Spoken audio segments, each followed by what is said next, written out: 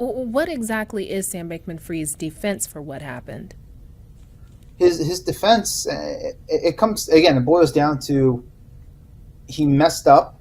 I'm not going to use the profane word again, but he was not knowingly trying to steal customer funds. I mean that's the crux of it. And then I mean through conversations I've had with him, and I received the same data dump of documents that the New York Times published, and CoinDesk and other outlets are publishing now too, where he kind of creates spreadsheets from what he calls his memory, and sort of points out how up until the very end, Alameda Research, which was kind of the sister hedge fund to FTX, that we found out had virtually an unlimited line of credit to borrow customer funds from FTX to engage in leverage trading.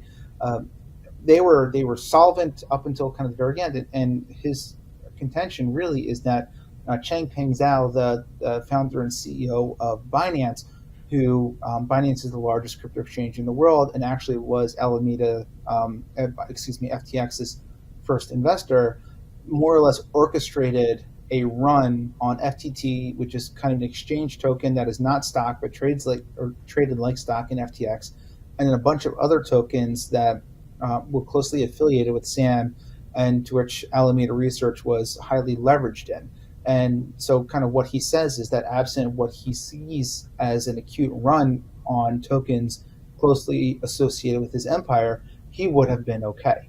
I mean, that's one part of it. We can get into other things too, like he's blaming his lawyers for giving him bad advice, and and he even says too, and he kind of told this to me on multiple occasions. He didn't think that FTX had to shut down.